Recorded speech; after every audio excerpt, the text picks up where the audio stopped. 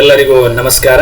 ಇವತ್ತಿನ ವಿಷಯ ರಾಷ್ಟ್ರೀಯ ಆದಾಯದ ಅನನ್ಯತೆಗಳು. ಇಲ್ಲಿ GDP ಬರ್ತದ, NDP ಬರ್ತದ, GNP ಬರ್ತದ, ನೆಕ್ಸ್ಟ್ NNP ಬರ್ತದ, PI ಬರ್ತದ, PDI ಬರ್ತದ, RNI ಬರ್ತದ, NNI ಬರ್ತದ, ನಿಮ್ಮ ನಮ್ಮ ಎಲ್ಲ ಬರ್ತಾವ ಕಂಪ್ಯೂಟರ್. ಓಕೆ, ಸೊ ರಾಷ್ಟ್ರೀಯ ಆದಾಯದ ಅನನ್ಯತೆಗಳು ಈ ಕಾನ್ಸೆಪ್ಟ್ CET ಪರ್ಪಸ್ಸು ಇಂಪಾರ್ಟೆಂಟ್, ಈ ಕಾನ್ಸೆಪ್ಟ್ PUC ಪರ್ಪಸ್ಸು ಇಂಪಾರ್ಟೆಂಟ್. ನೀವು CET ಓದ್ತಿದ್ರಪ್ಪ ಅಂದ್ರೂ ಇವೆಲ್ಲ ಕಾನ್ಸೆಪ್ಟ್ಗಳು ನಿಮಗೆ ಗೊತ್ತಿರಬೇಕು. ಸೊ ಹಾಗಾಗಿ ನೀವು ಏನೇನೋ ಸ್ಟೇಟಸ್ ಹಾಕ್ತೀರಿ ಅಂತ ಈ ವಿಡಿಯೋವನ್ನ ಸ್ಟೇಟಸ್ ಹಾಕ್ರಪ್ಪ, ಎಲ್ಲರಿಗೆ ಅನುಕೂಲ ಆಗಲಿ ಅಂತೇಳಿ ಹೇಳ್ತಾ ಈ ವಿಡಿಯೋವನ್ನ ಪ್ರಾರಂಭ ಮಾಡೋಣ. ರಾಷ್ಟ್ರೀಯ ಆದಾಯದ ಅನನ್ಯತೆಗಳು. ನೋಡ್ರಿ, ಯಾವುದೇ ಒಂದು ರಾಷ್ಟ್ರಕ್ಕೆ ಆದಾಯವು ಮುಖ್ಯವಾದ ಭಾಗವಾಗಿದೆ. ಆದಾಯ ಎನ್ನುವುದೇನಾಗ್ತಂದ್ರ ಪ್ರತಿಯೊಂದು ರಾಷ್ಟ್ರ ಇಲ್ಲಿ ಅದಕ್ಕೆ ಮುಖ್ಯವಾದಂಥ ಭಾಗವಾಗ್ತದ. ಯಾಕಂದ್ರ ಅಭಿವೃದ್ಧಿಯ ಉದ್ದೇಶದಿಂದ ಒಂದು ರಾಷ್ಟ್ರದ ಅಭಿವೃದ್ಧಿಯನ್ನು ಮಾಪನ ಮಾಡಬೇಕಾದರೆ ಆದಾಯವು ಬಹುಮುಖ್ಯವಾದ ಸೂಚಿಯಾಗಿರ್ತದ. ಈ ಆದಾಯದ ಸ್ವರೂಪವನ್ನು ತಿಳಿದುಕೊಳ್ಳಲು ಅಂದ್ರ ಆದಾಯವನ್ನ ಯಾವ ರೀತಿ ಮಾಪನ ಮಾಡ್ತೀವಿ ಅಂತೇಳಿ ತಿಳಿದುಕೊಳ್ಳುವ ಸಲುವಾಗಿ ನಾವೇನ್ ಮಾಡ್ತೀವಿ ಅಂದ್ರ ರಾಷ್ಟ್ರೀಯ ಆದಾಯದ ವಿವಿಧ ಅನನ್ಯತೆಗಳನ್ನ ನಾವು ಅಧ್ಯಯನ ಮಾಡಬೇಕಾಗ್ತದ. ಹಂಗಾಗಿ ನಮ್ಗೆ ರಾಷ್ಟ್ರೀಯ ಆದಾಯ ಅಂದರೆ ಏನು ಅಂತೇಳಿ ಒಂದನೇ ಚಾಪ್ಟರ್ದಾಗೆ ನೋಡಿದೀವಿ ನಾವು. ಏನು ಅಂತೇಳಿ ಅಂದಾಗ ಒಂದು ರಾಷ್ಟ್ರ ಒಂದು ವರ್ಷದ ಅವಧಿಯಲ್ಲಿ ಏನು ಮಾಡ್ತಂದ್ರ ಸರಕು ಮತ್ತು ಸೇವೆಗಳನ್ನು ಉತ್ಪಾದನೆ ಮಾಡ್ತದ. ಅದನ್ನು ಮಾರಾಟ ಮಾಡಿದಾಗ ಅದರ ಅಂತಿಮ ಮೌಲ್ಯದ ಮೊತ್ತವನ್ನ ಏನಂತೇಳಿ ಕರಿತೀವಿ ಅಂದ್ರ ರಾಷ್ಟ್ರೀಯ ಆದಾಯ ಅಂತೇಳಿ ಕರಿತೀವಿ. ಅಂದ್ರ ಒಂದು ರಾಷ್ಟ್ರದ ವರ್ಷ ಪೂರ್ತಿ ಉತ್ಪಾದನೆ ಆಗ್ತದೆ ರಾಷ್ಟ್ರ ಏನ್ ಬೇಕಾದು ಆ ಒಟ್ಟು ಮಾರದ ಲೆಕ್ಕ ಹಿಡಿದೀವಿ ಅಂದ್ರೆ ನಾವ್ ಏನಂತೇಳಿ ಕರಿತೀವಿ ಅಂದ್ರ ರಾಷ್ಟ್ರೀಯ ಆದಾಯ ಅಂತೇಳಿ ಕರಿತೀವಿ. ಅಥವಾ ರಾಷ್ಟ್ರದ ಎಲ್ಲಾ ಜನತೆ ಉತ್ಪಾದಿಸಿ ಮಾರಾಟ ಮಾಡಿದ ವಸ್ತುವಿನ ಪ್ರಮಾಣವನ್ನು ರಾಷ್ಟ್ರೀಯ ಆದಾಯ ಎನ್ನುವರು ಅಂತೇಳಿ ನಾವು ನೋಡ್ತೀವಿ. ಓಕೆ, ನೋಡ್ರಿ, ಅದರಲ್ಲಿ ಒಂದನೇ ಕಾನ್ಸೆಪ್ಟ್ ಇದು ಬಹಳ ಚಂದದ, ಬಹಳ ಸಮಾಧಾನದಿಂದ ಕಲೀರಿ. ನಾ ಕಲಿಸ್ತೀನಿ, ಹೌದಾ? ಸಮಾಧಾನದಿಂದ ಪೂರ ನೋಡ್ಕೊಳ್ರಿ. ಒಂದೇ ಕಾನ್ಸೆಪ್ಟ್ ಒಟ್ಟು ದೇಶೀಯ ಉತ್ಪನ್ನ. ಇದನ್ನ ಇಂಗ್ಲಿಷ್ನಾಗ GDP ಅಂತೇಳಿ ಕರಿತೀವಿ. ಸೊ ಗ್ರಾಸ್ ಡೊಮೆಸ್ಟಿಕ್ ಪ್ರಾಡಕ್ಟ್ ನೆನಪಿರಲಿ. ಒಟ್ಟು ದೇಶೀಯ ಉತ್ಪನ್ನ, ಇದನ್ನ GDP ಅಂತ ಹೇಳಿ ಕರಿತೀವಿ. ಇದನ್ನ ಗ್ರಾಸ್ ಡೊಮೆಸ್ಟಿಕ್ ಪ್ರಾಡಕ್ಟ್. ಈ ಒಂದು ಕಾನ್ಸೆಪ್ಟ್ ತಿಳ್ಕೊಂಡ್ರೆ ಅಂದ್ರೆ ಊಸು ಕಾನ್ಸೆಪ್ಟ್ ತಿಳಿತಾವ. ಇದು ಒಂದೇ ತಿಳ್ಕೊಬೇಕಾ? ನೋಡ್ರಿ, ಹಂಗಂದ್ರೆ ಒಂದು ನೋಡ್ಕಿ ಬಿಟ್ಟು ಹೋಗಿರ್ ಮತ್ತೆ ಹಂಗಿಲ್ಲ, ಹೌದಾ? ಒಂದು ರಾಷ್ಟ್ರ, ಓಕೆ, ಸೇಮ್ ನೋಡ್ರಿ, ಒಂದು ರಾಷ್ಟ್ರ ಒಂದು ವರ್ಷದ ಅವಧಿಯಲ್ಲಿ ತನ್ನ ಗಡಿಯ ಒಳಗಡೆ ಉತ್ಪಾದಿಸಿದ ಇಂಪಾರ್ಟೆಂಟ್ ಪಾಯಿಂಟ್ ಏನಂತೇಳಿ ಅಂದಾಗ ತನ್ನ ಗಡಿಯ ಒಳಗಡೆ ಅನ್ನುವಂಥದ್ದು ಬಹಳ ಇಂಪಾರ್ಟೆಂಟ್. ಒಂದು ರಾಷ್ಟ್ರ ಒಂದು ವರ್ಷದ ಅವಧಿಯಲ್ಲಿ ತನ್ನ ಗಡಿಯ ಒಳಗಡೆ ಉತ್ಪಾದಿಸಿದ ಎಲ್ಲ ಅಂತಿಮ ಸರಕು ಮತ್ತು ಸೇವೆಗಳ ಹಣರೂಪಿ ಮೌಲ್ಯದ ಮೊತ್ತವನ್ನ ಏನಂತೇಳಿ ಕರಿತೀವಿ ಅಂದ್ರ ರಾಷ್ಟ್ರೀಯ ಆದಾಯ ಅಂತೇಳಿ ಕರಿತೀವಿ. ಫಾರ್ ಎಕ್ಸಾಂಪಲ್ ಇಲ್ಲಿ ನಮ್ಮ ಭಾರತ ಅದಂತೇಳಿ ಅನ್ಕೊಡ್ರಿ, ಹೌದಾ? ಸೊ ಇಲ್ಲಿ ನಮ್ಮ ಭಾರತದ ಪೂರ ತೆಗೆದ್ರೆ ಲೇಟ್ ಆಗ್ತದೆ. ಸೊ ಇಲ್ಲಿ ನಮ್ಮ ಭಾರತದ ಅಂತೇಳಿ ಅನ್ಕೊಡ್ರಿ. ಈ ಭಾರತ ಅನ್ನೋದು ಏನದಂದ್ರೆ ಏರಿಯಾ ಇಷ್ಟ ಅದಂತೇಳಿ ಅನ್ಕೊಡ್ರಿ. ಈ ಭಾರತದ ಏರಿಯಾ ಇಷ್ಟದ. ಸೊ ಇದು ಏನು, ಭಾರತದ ಗಡಿ, ಸಂಪೂರ್ಣವಾದಂತ ಗಡಿ. ಒಂದು ರಾಷ್ಟ್ರ ತನ್ನ ಗಡಿಯ ಒಳಗಡೆ ಏನ್ ಮಾಡ್ತಂದ್ರ ಎಲ್ಲರೂ ಅದರ ನೀವದೀವಿ, ನಾವದೀವಿ, ಅಂಬಾನಿಯವ್ರದಾರ, ಅದಾನಿಯವ್ರದಾರ, ಹಲವಾರು ಜನರದಾರ. ಎಲ್ಲರೂ ಏನ್ ಮಾಡ್ತೀವಿ ಅಂದ್ರೆ ಸರಕು ಮತ್ತು ಸೇವೆಗಳನ್ನ ಉತ್ಪಾದನೆ ಮಾಡ್ತೀವಿ. ಇದು ಎಲ್ಲದೂ ಏನು ಉತ್ಪಾದನೆ ಮಾಡ್ತೀವಲ್ಲ ಎಲ್ಲವನ್ನ ಕೂಡಿಸ್ತೀವಿ ಅಂದ್ರ ಅದನ್ನ ಏನಂತೇಳಿ ಕರಿತೀವಿ ಅಂದ್ರ ಒಟ್ಟು ದೇಶೀಯ ಉತ್ಪನ್ನ ಅಂತೇಳಿ ಕರಿತೀವಿ.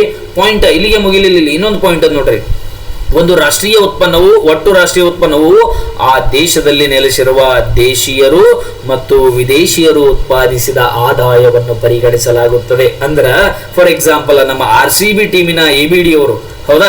ABD ಅವ್ರು ಏನ್ ಮಾಡ್ತಾರಂದ್ರ ABD ಡಿವಿಲಿಯರ್ಸ್ ನಿಮ್ಗೆಲ್ಲ ಫೇವ್ರೇಟ್ ಗೊತ್ತದ.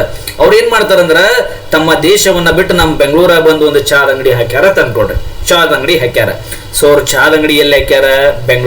ಬೆಂಗಳೂರು ಇಲ್ಲದ, ನಮ್ಮ ದೇಶದ ಗಡಿಯ ಒಳಗಡೆದ. ಹಂಗಾಗಿ ಅವರ ಆದಾಯವನ್ನ ಎಲ್ಲಿ ಕನ್ಸಿಡರ್ ಮಾಡ್ತೀವಿ? ಒಟ್ಟು ದೇಶೀಯ ಉತ್ಪನ್ನದಲ್ಲಿ ನಾವು ಉತ್ಪಾದನೆ ಮಾಡುವಂತ ಎಲ್ಲಾ ಪ್ರಮಾಣವನ್ನ ಇಲ್ಲಿ ಕನ್ಸಿಡರ್ ಮಾಡ್ತೀವಿ. ಒಂದೇ ಪಾಯಿಂಟ್. ಅದೇ ರೀತಿ ವಿದೇಶದಿಂದ ABD ಡಿವಿಲಿಯರ್ಸ್ ಅವರು ಬಂದ್ ಏನ್ ಮಾಡ್ತಾರಂದ್ರ ನಮ್ಮಲ್ಲಿ ಚಾದ ಅಂಗಡಿಯನ್ನ ಹಾಕಿದಾರ. ಅವ್ರದ್ದು ಕೂಡ ನಾವೇನ್ ಮಾಡ್ತೀವಿ ಅಂದ್ರೆ ಆದಾಯವನ್ನ ಕನ್ಸಿಡರ್ ಮಾಡ್ತೀವಿ. ಯಾಕೆ ಕನ್ಸಿಡರ್ ಮಾಡ್ತೀವಿ? ನಮ್ಮ ದೇಶದ ಗಡಿಯ ಒಳಗಡೆ, ಹೌದಾ? KCB ಹೋತೋ, ಹೌದಾ? ಯಾರು ಬೇಕಾದವ್ರಲ್ಲಿ ಅವರ ಆದಾಯದ ಪ್ರಮಾಣವನ್ನ ನಾವು ಒಟ್ಟು ದೇಶೀಯ ಉತ್ಪನ್ನದಲ್ಲಿ ಲೆಕ್ಕ ಹಿಡಿಯವ್ರೆ, ಹೌದಾ? ಅದನ್ನ ಏನಂತೇಳಿ ಕರಿತೀವಿ ಅಂದ್ರ ಒಟ್ಟು ದೇಶೀಯ ಉತ್ಪನ್ನ ಅಂತೇಳಿ ಕರಿತೀವಿ. ನಿಮಗೆ ಅರ್ಥ ಆಗ್ಯದ? ನೆನಪಿಡಬೇಕಾಗಿದ್ದು ಏನಂತೇಳಿ ಅಂದಾಗ ಆ ದೇಶದ ಗಡಿಯ ಒಳಗಡೆ ಉತ್ಪಾದನೆ ಮಾಡಿರ್ತಕ್ಕಂಥ ಸರಕು ಮತ್ತು ಸೇವೆಗಳ ಒಟ್ಟು ಹಣರೂಪಿ ಮೌಲ್ಯವನ್ನ ಅದು ದೇಶೀಯರು ಮಾಡಲಿ ವಿದೇಶಿಯರು ಮಾಡಲಿ ಡಸಂಟ್ ಮ್ಯಾಟರ್, ನಮ್ಮ ದೇಶದ ಗಡಿ ಒಳಗೆ ಮಾಡಿರಂದಾಗ ಅವ್ರ ಲೆಕ್ಕ ನಾವೇನ್ ಮಾಡ್ತೀವಿ ಅಂದ್ರೆ ಹಿಡಿತೀವಿ.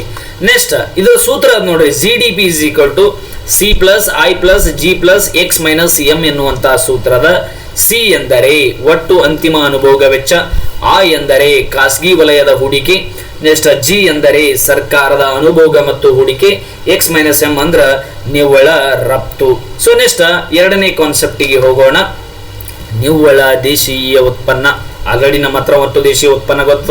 ಒಟ್ಟು ದೇಶೀಯ ಉತ್ಪನ್ನ ಅಂದ್ರ ಒಂದು ರಾಷ್ಟ್ರ ತನ್ನ ಗಡಿಯ ಒಳಗಡೆ, ಹೌದಾ, ತನ್ನ ಗಡಿಯ ಒಳಗೆ ದೇಶೀಯರು ಮತ್ತು ವಿದೇಶಿಯರು, ದೇಶಿ ಅಂದ್ರೆ ನಾವು, ವಿದೇಶಿಯರು ಅಂದ್ರೆ ನಮ್ಮ ABD ಅವರು, ಹೌದಾ, ದೇಶೀಯರು ಮತ್ತು ವಿದೇಶಿಯರು ಉತ್ಪಾದಿಸಿದ ಅಂತಿಮ ಮೌಲ್ಯದ ಮೊತ್ತವನ್ನ ಏನಂತೇಳಿ ಕರಿತೀವಿ ಅಂದ್ರ ಒಟ್ಟು ದೇಶೀಯ ಉತ್ಪನ್ನ ಅಂತೇಳಿ ಕರಿತೀವಿ. ಇಲ್ಲಿ ನಿವ್ವಳ ದೇಶೀಯ ಉತ್ಪನ್ನ ಎಂದರೆ, ಹೌದಾ, ನೋಡ್ರಿ ಇಲ್ಲಿ ಒಂದು ರಾಷ್ಟ್ರ ತನ್ನ ಗಡಿಯ ಒಳಗಡೆ ಉತ್ಪಾದನೆ ಮಾಡಿದ ಎಲ್ಲಾ ಸರಕು ಸೇವೆಗಳ ಅಂತಿಮ ಮೌಲ್ಯದ ಮೊತ್ತದಲ್ಲಿ ಎಷ್ಟಾಯ್ತು ನಮ್ದಿಲ್ಲಿ, ಇದರಲ್ಲಿ ನಾವ್ ಏನ್ ಮಾಡ್ಬೇಕಂದ್ರ ಸವಕಳಿಯನ್ನ ಮೈನಸ್ ಮಾಡ್ಬೇಕು. ಸವಕಳಿಯನ್ನ ಮೈನಸ್ ಮಾಡಿದೆವು ಅಂದ್ರೆ ಅದೇ ನಿವ್ವಳ ದೇಶೀಯ ಉತ್ಪನ್ನ ಅಂತೇಳಿ ಕರಿತೀವಿ. ಅಂದ್ರ ಇದು ಪೂರಾ ಡೆಫಿನಿಷನ್ ಹಚ್ಕೊಂಡು ಕೊನೆಯಲ್ಲಿ ಸವಕಳಿಯನ್ನ ಕಳೆದಾಗಂದ್ರೂ ನಡೀತದ. ಇಲ್ಲಿ ಕಂದ್ರ ಸೂತ್ರ ನೋಡ್ರಿ, NDP ನಿವ್ವಳ ದೇಶೀಯ ಉತ್ಪನ್ನ ಇಸ್ ಈಕ್ವಲ್ ಟು ಒಟ್ಟು ದೇಶೀಯ ಉತ್ಪನ್ನ ಮೈನಸ್ ಸವಕಳಿ. NDP is equal to GDP minus ಸವಕಳಿ.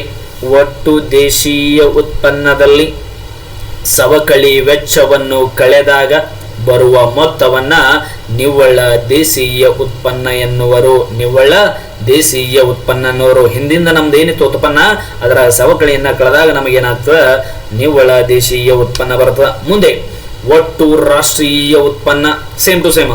ಒಂದು ದೇಶದಲ್ಲಿ ಒಂದು ವರ್ಷದಲ್ಲಿ ಉತ್ಪಾದನೆಯಾದ ಅಂತಿಮ ಸರಕು ಮತ್ತು ಸೇವೆಗಳ ಮೌಲ್ಯಕ್ಕೆ ವಿದೇಶಿ ಕಂಪನಿಗಳ ಲಾಭವನ್ನು ಸೇರಿಸಿದಾಗ ಇಲ್ಲಿ ಬಂತು ನೋಡ್ರಿ ಪಾಯಿಂಟ್. ವಿದೇಶಿ ಕಂಪನಿಗಳ ಲಾಭ ಎಂದ್ರೇನು, ಇಲ್ಲಿ ವಿದೇಶಿ ಕಂಪನಿಗಳ ಲಾಭ ಎನ್ನುವಂತ ಪಾಯಿಂಟ್ಗಳೇನು? ಏನು ವಿದೇಶಿ ಕಂಪನಿಗಳ ಲಾಭ ಅಂದ್ರ ನಮ್ಮ ದೇಶದಲ್ಲಿರುವಂತ, ಹೌದಾ, ನಮ್ಮ ದೇಶದಲ್ಲಿರುವಂತ ಬಸವರಾಜ್ ಎನ್ನುವಂತ ವ್ಯಕ್ತಿ ಅದ ನಮ್ಮ ದೇಶದ.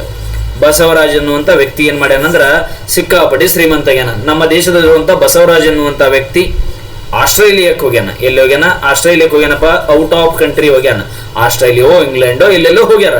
ನಮ್ಮ ದೇಶದ ಜನರು ಬೇರೆ ದೇಶಕ್ಕೆ ಹೋಗ್ತಾರ. ಹೋಗಿ ಆ ದೇಶದಲ್ಲಿ ಕಂಪನಿಯನ್ನ ಪ್ರಾರಂಭ ಮಾಡ್ತಾರೆ.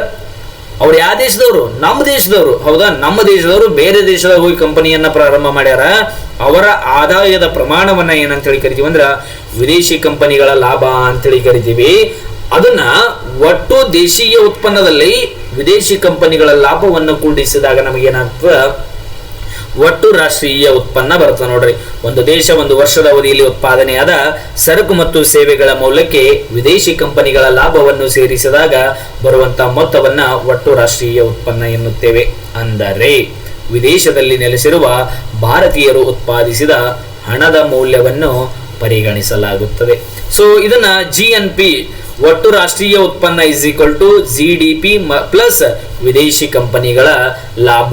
ಇನ್ನು ಈಸಿಯಾಗಿ ಡೆಫಿನಿಷನ್ ಹೇಳ್ಬೇಕಂತೇಳಿ ಅಂದಾಗ ಒಟ್ಟು ದೇಶೀಯ ಉತ್ಪನ್ನದಲ್ಲಿ ಫಸ್ಟ್ ಪಾಯಿಂಟ್, ಒಟ್ಟು ದೇಶೀಯ ಉತ್ಪನ್ನದಲ್ಲಿ, ಹೌದಾ, ಒಟ್ಟು ದೇಶೀಯ ಉತ್ಪನ್ನದಲ್ಲಿ ವಿದೇಶಿ ಕಂಪನಿಗಳ ಲಾಭವನ್ನು ಕೂಡಿಸಿದಾಗ ಬರುವಂತಹ ಮೊತ್ತವನ್ನ ಒಟ್ಟು ರಾಷ್ಟ್ರೀಯ ಉತ್ಪನ್ನ ಅಂತೇಳಿ ಕರಿತೀವಿ. ಎಷ್ಟು ಚಂದಲ್ಲ concept.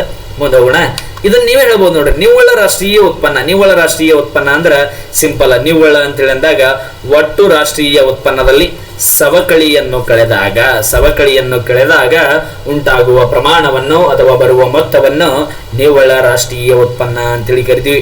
NNP is equal to GNP minus ಸವಕಳಿ, ಹೌದಾ. ನಿವ್ವಳ ರಾಷ್ಟ್ರೀಯ ಉತ್ಪನ್ನ ಇಸ್ ಈಕ್ವಲ್ ಟು ಒಟ್ಟು ರಾಷ್ಟ್ರೀಯ ಉತ್ಪನ್ನ ಮೈನಸ್ ಸವಕಳಿ. ಸೊ ಇಲ್ಲಿ ನಾನು ನಿಮಗೆ ಒಂದು ಬ್ರೀಫ್ ಆಗಿ ಹೇಳ್ಬಿಡ್ತೀನಿ ನೋಡು.